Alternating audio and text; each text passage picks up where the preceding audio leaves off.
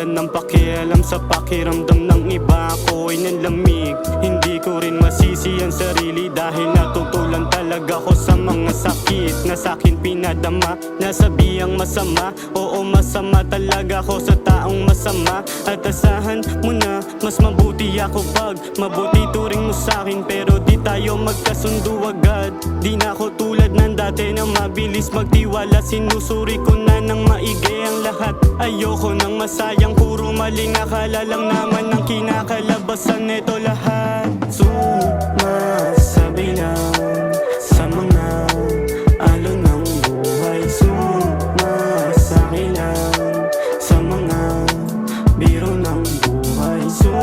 Sumasablay man, ay ayos lang, patuloy tutulay. Gaganda din lahat, magkakaroon ito ng kulay. Kalakip ng sakit ay aking paglupit, di ako gumaganti, lahat ay tinitiis. Pinapaubaya sa karma, siya na daw magbabalik.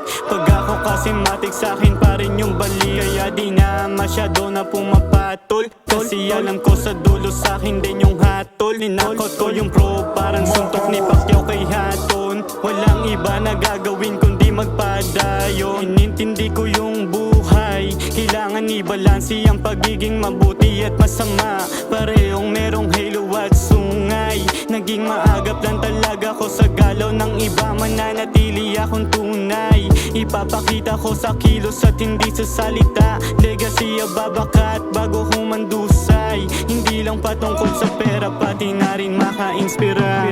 Sumasabi lang sa mga alon ng buhay, sumasaki lang sa mga biro ng buhay. Sumasablay man, ay ayos lang, patuloy tutulay. Gaganda din lahat, magkakaroon ito ng kulay. Alam ko ama, sa tuwing ako'y nahihirapan ay meron kang plano para sa'king kinabukasan. At salamat sa paglikha mo bilang ako. Hindi man perpekto pero mananatiling totoo. Salamat sa taon na tumulong sa akin nung ako ay nangangapa at pakiramdam ko'y mawawala. Andyan kayo nung bumaha ng luha. Salamat sa inyong pangaon, sa ginagawa merong mapapala. Sumasabi lang sa mga